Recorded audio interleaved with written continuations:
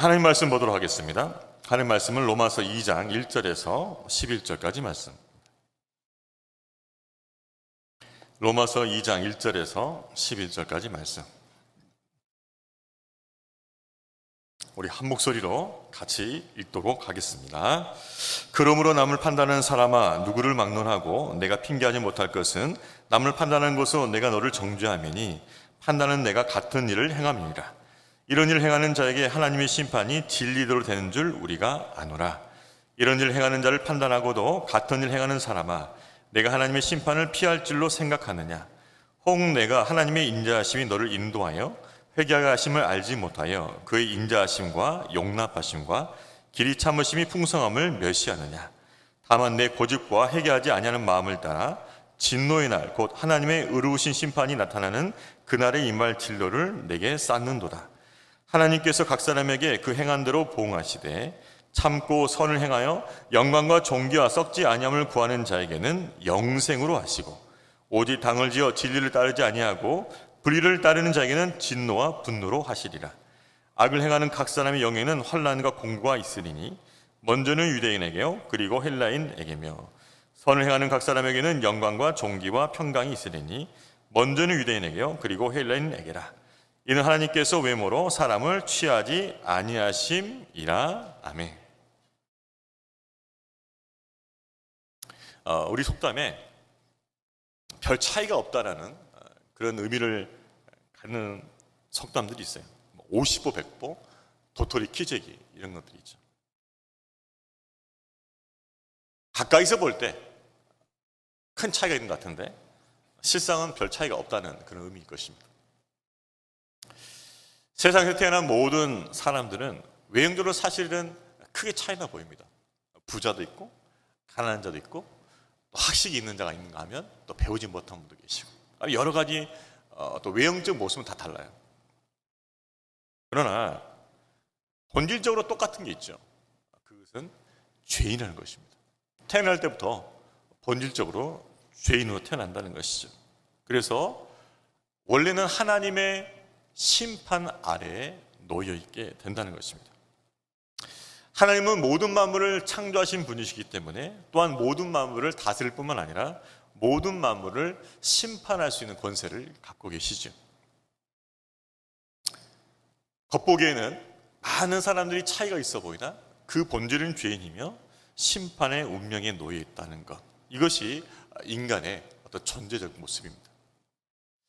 자, 우리는 이제 로마서 2장으로 넘어가게 되는데요. 로마서 1장까지 내용은 무엇이었는가? 그것은 하나님을 알만한 것이 그 안에 분명히 있음에도 불구하고 우상 숭배하며 자기 정욕과 욕심대로 살아가는 이방인들에 대한 심판을 경고한 것이에요. 우리 지난 시간에 배워줬죠?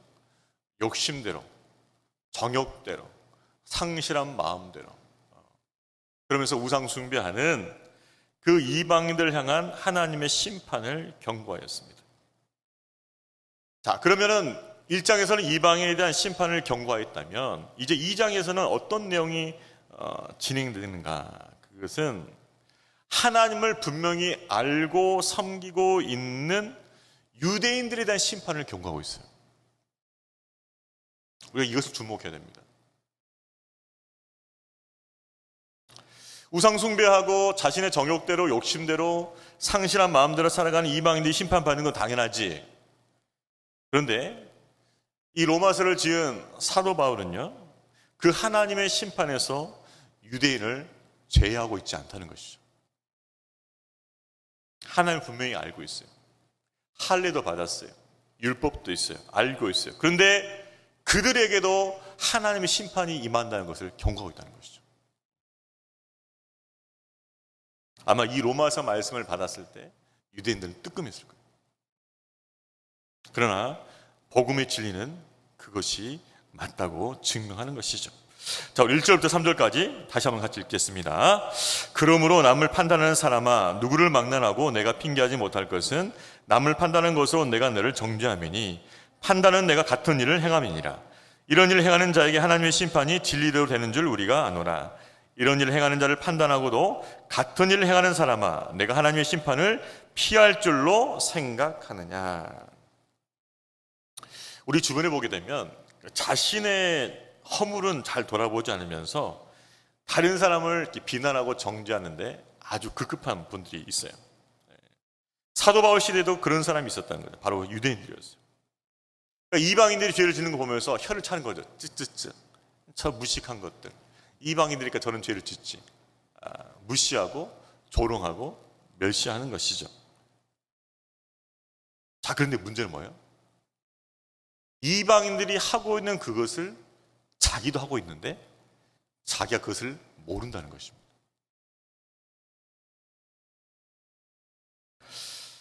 이스라엘 백성들이, 특별히 유대인들이 자기들이 의롭다고 생각하는 그 배경이 있어요. 두 가지인데 대표적으로 첫 번째는 아브라함의 자손이라는 거죠. 아브라함의 자손. 하나님과 언약을 맺은 선택받은 백성이라는 거예요. 그 자손이라는 거죠. 가문이 달라요, 이방인과는. 그 표시가 뭐냐? 할례예요. 태어난 지 8일 만에 할례를 행하는 것이죠. 그래서 할례를 행했다는 것은 우리는 아브라함의 자손이다. 하나님과 언약을 맺은 가문의 자손이라는 그런 자부심이 있는 거예요. 그것이 자랑이었죠. 우리는 할례 받은 언약 백성이라는 그 편견이 있었어요. 또 하나가 뭐냐면 율법이죠. 율법. 하나님께서 시내산을 통해서 주신 그 율법. 그 율법을 이스라엘 백성들은 가지고 있었어요. 그래서 그 율법이 자랑이 되는 거예요. 우리에겐 율법이 있다. 우리는 그 율법을 암송한다. 율법의 지식이 있다. 이게 또한 그들의 자랑이었어요. 자, 그렇지만 하나님께서 그들에게 유대인들 율법을 주신 이유는 무엇인가? 본래 목적은 그 율법을 통해서 자신들의 죄인됨을 깨닫는 거죠. 아, 율법을 다 지킬 수가 없구나라는 걸 깨닫는 거예요. 그래서 우리는 뭐예요?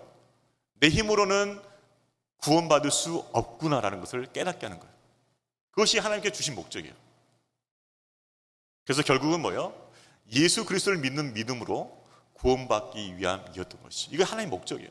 그러니까 율법을 통해서 그들을 완전히 구원하고 있는 것이 아니었다는 거죠. 그런데 유대인들은 그것을 몰랐어요. 그저 율법이 있다는 것, 율법에 대한 지식이 있다는 것, 그것을 자랑으로 삼고 자기 의로 삼았습니다. 그리고 그것을 가지지 못한, 율법을 가지지 못한 이방인들을 멸시하였다는 거죠.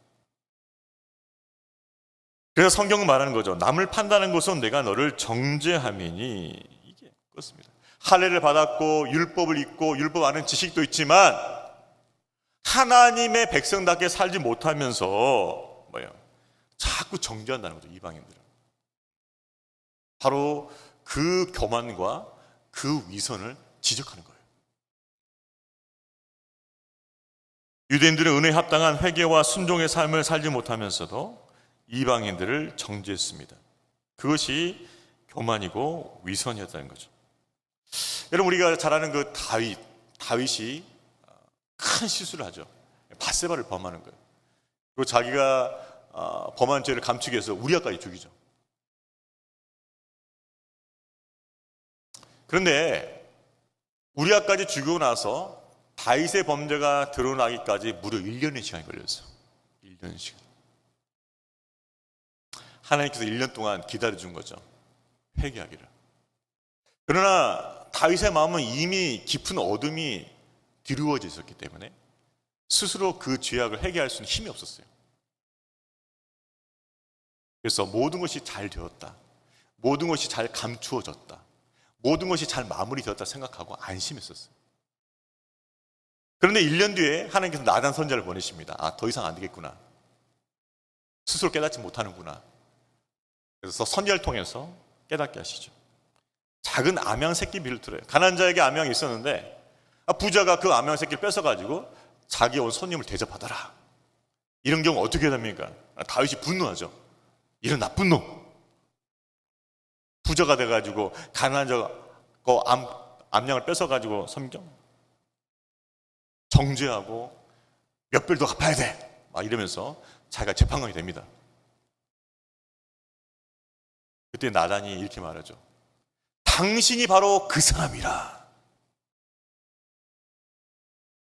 가난한 자의 암양 새끼를 뺏어서 자기에게 온 손님을 대접했던 그 부자를 막 신랄하게 지금 정죄하고 있는데, 나쁜 놈이다, 정죄하고 배상해야 된다, 그렇게 대상을 향해서 정죄하고 있는데, 나단 선지자가 바로 그 부자가 당신이에요. 당신. 이게 어떻게 되죠? 자기가 자기를 정죄하게 만드는 거예요.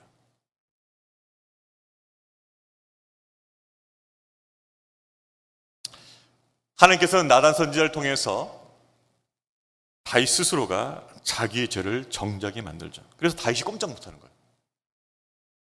그리고 회개하게 되었던 것이죠. 여러분, 그렇습니다. 우리가 어떤 외적인 조건을 가지고 우리 스스로를 굉장히 의인으로 이렇게 세울 때가 있어요. 우리 집안은 뼈대 있는 기독교 집안이야. 몇 대째인 줄 알아 지금? 나는 성경 1년에 100독해. 나는 1년에 금식 한 5번씩 해.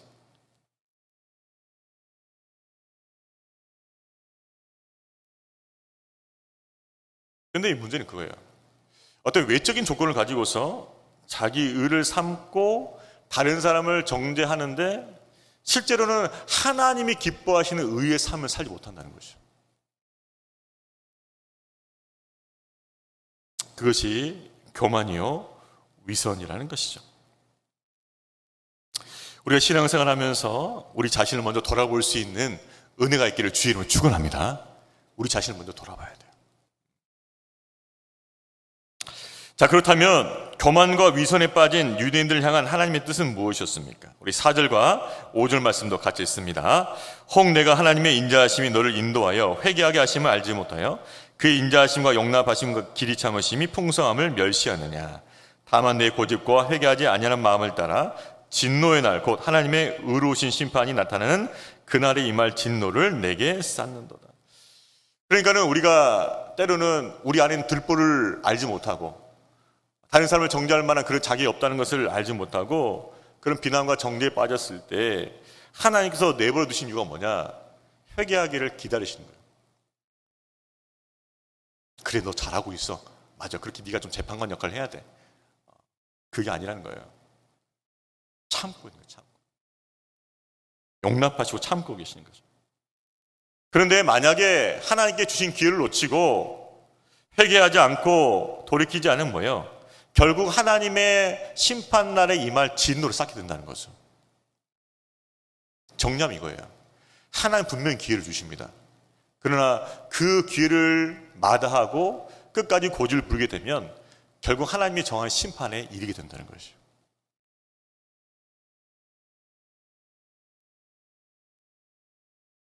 우리도 구원받은 자들이라는 생각에 자신을 돌아보지 않고 불신자들 또한 연약한 지체들 정작 판단하면 동일한 책임을 받는다는 거예요.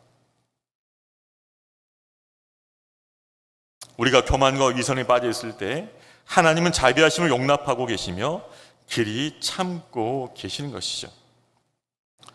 연약하고 부족하여 은혜 없이는 제대로 살아갈 수 없는 존재에 불구하고 다른 사람을 쉽게 판단하고 정죄했던 자신의 교만을 깨닫고 회개하기를 기다리고 계시는 거예요. 그리고 내가 주의 은혜를 입어서 지금 여기 서 있는 것처럼 그 사람도 주의 은혜를 입어서 온전히 세워지기를 바라는 그 마음으로 그 영혼을 바라보기를 원하신다는 거예요. 제가 주보에 샘터 나눔 대신에 오서 챔버스 목사님의 글을 올렸어요. 비판하는 기지. 거기 보면은 잘 읽어보세요. 마지막 문단에 이렇게 나와 있어요. 하나님께서 우리를 향하여 제일 먼저 하시는 일은 우리 안의 영적 대청소입니다. 청소 후에는 그 마음속에 교만이 사라집니다. 하나님의 은혜가 없었다면 나 자신이 얼마나 부패한 존재가 되었을까를 깨닫는 후 나는 나를 실망하게 하는 사람을 만나본 적이 없습니다. 여러분, 왜 우리가 다른 사람을 쉽게 판단하고 정죄하는지 아십니까? 자신의 실존을 몰라서 그래요. 우리의 실존은요, 죄인이었어요. 그리고 그 죄인에서 예수 그리스도를 믿어 구원을 받았지만 구원받고 나서 하나님의 자녀다운 그런 삶을 살아가는 것도 뭐예요? 하나님의 은혜 안에서만 가능해요, 이게. 결국 내가 은혜로 구원받고 은혜로 세워지고 있다고, 그것을 분명히 아는 실존에 대한 지식이 필요해요. 근데 이게 없으면 어떻게 되냐면은 다 자기가 잘해서 한잖아요. 자기가. 너는 왜 못해? 너는 왜 이렇게밖에 못해? 계속 정죄의 화살을 날리는 거죠. 여러분, 우리의 믿음이 지금 이만큼 세워진 것이 하나님의 은혜예요, 은혜. 그 은혜가 없었다면 저와 여러분이 어떻게 이 자리에 설 수 있겠어요? 우리 눈에 보기에는 연약하고 부족한 사람들이 보인다 할지라도 그들도 역시 하나님의 은혜로 세워져야 할 것이다. 그게 하나님의 마음이라는 것이죠. 그것이 이웃사람의 마음이라는 것이죠. 그렇게 기도하라는 것이죠. 그렇게 격려해주라는 것이죠. 그렇게 섬겨주라는 것이죠. 그것이 하나님이 기뻐하시는 의라는 거예요. 의라는 거예요.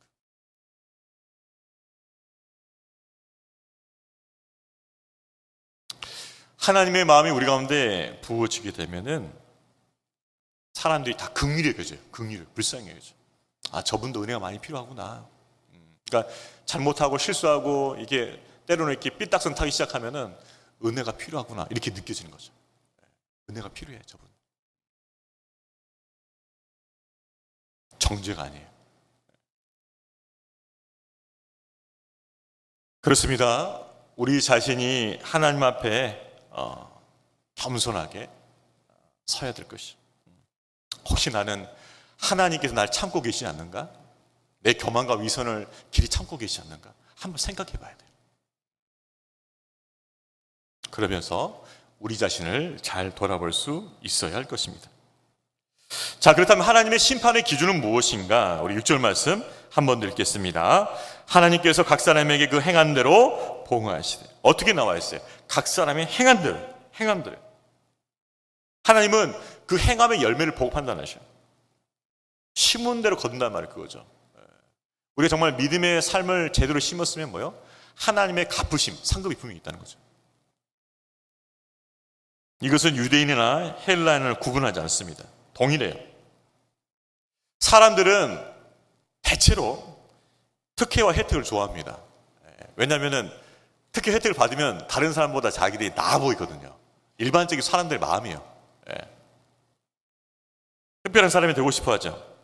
그러나 하나님의 심판에는 어떠한 특혜나 혜택이 없다는 거죠. 하나님 앞에서, 그리스도의 심판대 앞에서는 모든 사람이 자신의 믿음과 그 삶으로 모여 고백해야 돼요. 증명을 해야 돼요.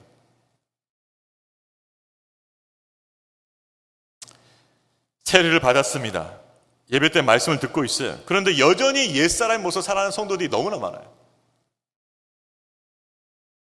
그러면서 더 안타까운 건 뭐냐? 그래도 나는 이 정도는 하잖아. 스스로 또 안심해요. 쟤는 안 나오잖아. 난 나오잖아. 상대적 우위를 가지고 안심한단 말이에요. 왜냐? 난 세례도 받았어. 예배 참석해서 말씀도 듣고 있어. 뭔가 경건하게 보여지는 무언가가 있어. 없는 건 아니야. 이것이 우리 안도가 되는 거죠. 그렇지만 중요한 건 뭐예요? 하나님의 판단의 기준, 하나님의 심판의 기준은 경건하게 보여지는 그 무언가가 아니라는 거예요. 그건 적용이 안 돼요. 그것이 되면 좋겠죠. 그것이 1%로 되면 좋겠어요. 그런데 하나님의 심판의 기준, 하나님의 판단의 기준에 있어서는 경건하게 보여지는 그 무언가가 1% 포함이 안 돼요. 그게 가산점이 없어요. 그건. 마태복음 7장 예수님이 뭐라 말씀? 주여, 내가 주의 이름으로 기적도 행하고 많은 거 행했지 않습니까? 예수님께 뭐라 말씀해? 난 도무지 너희들 모르겠다. 경건해보는 그 무엇인가가 가산점을 줄 수가 없다는 말이에요. 가산점을. 우리 구원과 상급에는 가산점이 안 돼요. 그게. 하나님은 그 믿음의 중심, 그리고 그 믿음의 중심에 행해지는 행함의 열매, 그것만 보시겠다는 거예요. 그것만. 다른 거 안 본다는 거예요. 그러니까 우리 신앙생활의 포커스가 어디 맞춰져야 돼요? 내 믿음의 중심이에요. 내 중심 하나 앞에 바로 서 있는가.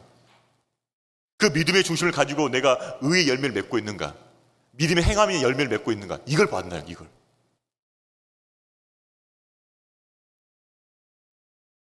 우리가 우리 자신에게 속으면 절대 안 돼요. 경건하게 보여주는 그 어떤 것은 절대 가산점이 안 주어져요. 내 믿음의 중심, 행함의 열매, 그것만 갖고 판단하십니다. 분명히 말씀하시죠. 그 행한 대로 복응하시되. 말씀을 따라 믿음으로 행한 것만이 인정되고 칭찬받고 갚음이 있다는 것을 기억하시기 바랍니다. 그러니까 여러분, 우리 신앙생활이 하나님 앞에서 신앙생활이 계속 뭐예요? 기억이 돼야 돼요. 남들이 칭찬받죠. 이 집사 요즘 너무 잘하는 것 같아. 근데 나는 알아. 내가 안 괜찮다는 거. 주변에서 칭찬하는데 나는 안 괜찮아. 내가 알아. 내 마음이 안 괜찮을 거 나는 알아. 그럼 어떻게 해야 돼? 하나님 앞에서 회개해야죠. 칭찬받으니 그래 나는 괜찮게 잘하고 있나 보다 착각하면 안 된다는 거예요. 그게 사람들은 칭찬해도 자기가 하나님 앞에 그 중심이 바로 서지 못하면 뭐예요? 회개해야죠. 왜? 그 중심과 그 중심에 나오는 하나님께서 그 행함을 보신다 했기 때문에 우리는 정확한 기준을 가져야 돼요. 신앙생활 속으면 안 돼요. 그렇게 하나님께서 판단하신 결과는 이렇습니다. 7절과 8절 같이 읽겠습니다. 참고 선을 행하여 영광과 존귀와 썩지 아니함을 구하는 자에게는 영생으로 하시고 오직 당을 지어 진리를 따르지 아니하고 불의를 따르는 자에게는 진노와 분노로 하시라. 그 행위대로 보응하시는데 뭐예요? 구원받기에 합당한 그 믿음의 행함이란 무엇이냐? 참고 선을 행하는 것이죠. 여러분 그렇습니다. 우리 이 땅 가운데 살면서 믿음의 삶을 살아갈 때 정말 필요한 게 뭐예요? 참는 거, 인내하는 거예요. 인내하는 거예요. 어려운 상황이 있어도 참고, 힘든 상황에도 참고, 그러면서 뭐예요? 선을 행하는 거예요. 어렵고 힘들지만 그 상황을 잘 견디면서 뭐예요? 하나님이 기뻐하신 선을 계속해서 해 나가는 거예요. 그것이 영생을 얻기에 합당한 삶이라는 거죠. 그러면서 구하는 것이 무엇입니까? 영광과 존귀와 썩지 아니함. 하늘의 영광을 구하고요. 하나님께 주실 그 존귀함을 구하고요. 썩지 않을 영원한 하늘 상급을 구하는 걸 말하는 것이죠. 그러니까 뭐예요? 그 눈이, 그 믿음의 눈이 하나님께 주실 영광과 상급에 가 있다는 것이에요. 반면에 진노 아래 있는 삶은 어떤 삶이에요? 당을 짓죠. 그리고 뭐예요? 진리를 따르잖아요. 우리 지난주 말씀 배웠었죠. 자기만 악하지 않고 뭐요? 다른 사람도 악을 하게 만드는 거예요. 당을 만드는 거죠. 혼자 나쁜 짓 하지 않습니다. 같이 무리를 져 나쁜 짓 해요. 같이 무리를 져 하나님 거역하고 진리를 거역하죠. 그러면서 뭐예요? 불의를 따르는 자, 그들에게는 진노와 분노가 있다는 것입니다. 유대인들처럼 스스로 종교생활에 자긍하면서 자기 위에 사로잡혀 당을 짓고 남을 판단하고 멸시하는 교만한 삶에 하나님의 심판이 있다는 거죠. 이 땅에서 믿음의 삶을 살면서 참고 선을 행하며 영광과 존귀와 썩지 아니함을 구하는 영생의 자녀가 되시기를 주의 이름으로 축원합니다. 우리는 이렇게 가야 돼요. 잘 참으면서 선을 행하고 하늘의 영광과 하나님 주신 그 존귀함과 영원한 썩지 않은 하늘의 그 기업을 바라보면서 가야 돼요. 여러분 달리기 여러 종류가 있죠. 단거리도 있고 장거리도 있는데 그런데 그 거리마다 호흡이 달라요. 100m는요 여러분 쉴까? 숨을 마실까 안 마실까요? 제가 설교 준비하면서 살펴보니까 100m는 숨을 안 쉬더라고요. 네, 왜냐하면 숨을 쉬어서 산소를 공급받고 이것을 에너지로 다시 환원하는데 무려 1분이 걸린대요. 그러니까는 뭐예요? 숨을 들이마실 필요가 없어요. 네, 왜냐하면 10초, 12초도 끝나버리잖아요, 이게. 그러니까 내쉬기만 해요. 내쉬기만 하고 수시 않고 그냥 뛰어야 돼요. 달려야 돼요. 근데 만약 마라톤 때 이렇게 달리면 어떻게 됐습니까? 죽죠. 안 쉬니까. 그래서 마라톤은 어떻게 되냐면 호흡을 굉장히 길게 해야 돼요. 긴 호흡이 필요해요. 보통 2대2 호흡법이라고 하는데 두 발 내디면서 숨을 마시고 두 발 내디면서 숨을 내쉬고 이렇게 한다고 하더라고요. 2대2. 뭐예요? 오래 달려야 되니까 호흡을 길게 되는 거예요. 여러분, 신앙생활은 무엇이죠? 단거리입니까? 장거리입니까? 당연히 장거리죠. 그래서 신앙생활을 잘하려면 어떻게 해야 돼? 긴 호흡법을 배워야 돼요. 긴 호흡법. 짧은 호흡이 아니에요. 우리에게 약속하신 것을 바라보고 참고 선을 행하고 그것들을 끝까지 바라볼 수 있는 긴 호흡이 필요해요. 긴 호흡. 우리에게 약속하신 것을 바라보고 인내하고 걸어가는 긴 호흡이 필요하다는 거예요. 이 긴 호흡을 배우지 못하면 신앙의 여정을 잘 마칠 수가 없어요. 우리 삶에 찾아오는 고난과 그로 인한 연단은 긴 호흡을 배우기 위해서 하나님께 주신 훈련 과정이에요.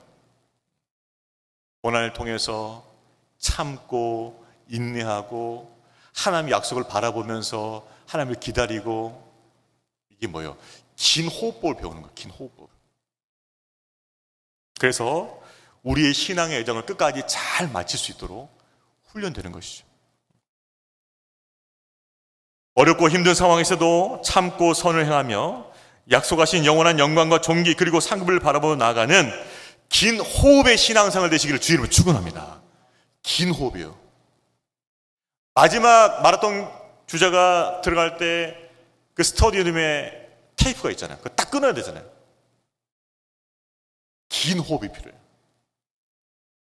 이 땅에서 믿음의 경주를 다 마치고 주님께서 우리를 부르시면은 주님께서 우리를 분명히 알아주실 거예요. 수고했다. 잘했다. 이제 쉬어도 된다. 그게 테이프를 끊는 거예요. 그때까지 믿음의 긴 호흡을 놓치지 않고 신앙생활하는 저와 여러분 되기를 주의 이름으로 축원합니다. 이 긴 호흡을 가져야 돼요. 마지막으로는 차별 없이 진리와 공의대로 하나님 심판이 이루어질 것을 강조하고 있죠. 자, 우리 9절과 10절 말씀 같이 읽습니다. 악을 행하는 각 사람의 영에는 환난과 공고가 있으리니 먼저는 유대인에게요 그리고 헬라인에게며, 선을 행하는 각 사람에게는 영광과 존귀와 평강이 있으리니 먼저는 유대인에게요 그리고 헬라인에게로다. 유대인들이 갖고 있던 그 오해, 우리는 유대이니까, 선미니까, 언약 백성이니까, 율법이 있으니까 우리는 뭔가 특혜를 받을 까 생각했는데 착각하지 말라는 거예요. 하나님의 공의는 진리도 이루어진다는 거예요. 유대인, 헬라인 차별 없어. 똑같아. 무엇을 통해서? 그들의 믿음과 행함을 통해서 반드시 하나님께 판단하셔. 유대인이라는 그 신분적 특권만 가지고는 결코 면책을 받을 수 없다는 것이죠. 하나님의 심판은 유대인이든지 헬라인이든지 차별 없이 하나님의 진리와 공의에 따라 이루어지게 되는 것이죠. 다만 유대인에게 먼저 상임하고 유대인에게 먼저 버림합니다. 왜냐하면 구원이 먼저 유대인에게 주어졌고 또 심판이 유대인에게 먼저 주어지기 때문이죠. 그러나 그 어떤 민족도 하나님의 그 진리와 공의대로는 그 심판에 예외가 없다는 것이죠. 왜 그럴까요? 하나님은 외모로 사람을 취하지 않기 때문이죠. 자, 마지막 11절 말씀 같이 읽겠습니다. 이는 하나님께서 외모로 사람을 취하지 아니하십니다. 하나님은 중심을 보신다. 중심. 여러분, 우리 신앙생활 잘 하셔야 됩니다. 잘 하셔야 돼요. 사람 보고 신앙생활들 가끔 있어요. 우리 성도들 중에. 제가 아까 말씀드렸죠. 사람들이 칭찬해도 하나님께 책망받는 신앙생활이 분명히 있어요. 그건 자기가 하나님 앞에서 정직해야 돼요. 왜? 하나님은 외모로 사람을 취하지 않으시니까. 중심을 보시니까. 그럼 어떻게 해야 돼요? 항상 우리가 하나님 앞에서 우리 자신을 살펴야 돼요. 내 마음이 온전한가? 세상에 기웃기웃거리고 있지 않는가? 하나님 외에 더 다른 것들을 찾고 구하고 있지 않는가? 하나님 외에 더 다른 것이 나의 즐거움이 되고 있지 않는가? 그분의 뜻을 따르기보다는 내 욕심이 이루고자 하는 그 욕망이 내 안에 충만하지 않은가? 점검해야 돼요. 왜요? 하나님은 외모로 사람을 취하지 아니하시기 때문입니다.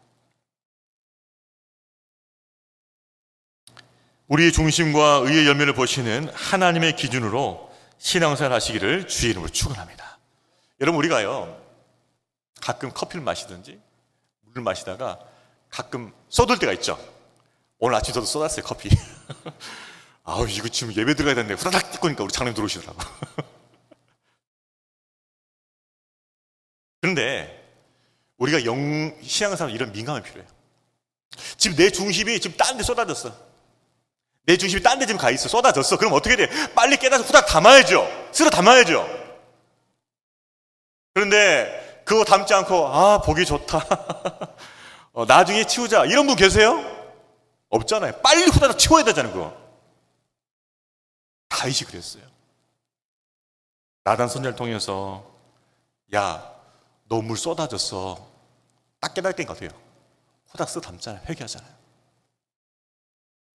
저 여러분에게도 이런 영적 민감함이 있기를 주의 이름으로 축원합니다. 하나님께 우리 중심 가운데 부족함이 있다는 것을 깨닫게 해주시면 뭐예요? 빨리 담아야 돼요. 빨리 담아야 돼요. 그리고 중심을 바로 세우고 또 믿음 생활을 더 온전히 해 나가야 될 줄로 믿습니다. 말씀을 정리하겠습니다. 하나님 우리 믿음의 중심과 행함의 열매를 보시고 판단하십니다. 사람 앞에서 보여주는 나의 외모가 아니라 하나님 앞에서 드러나는 나의 중심을 살피면서 하나님이 인정하시고 칭찬하시는 믿음 생활 하시는 성도 되시기를 주의 이름으로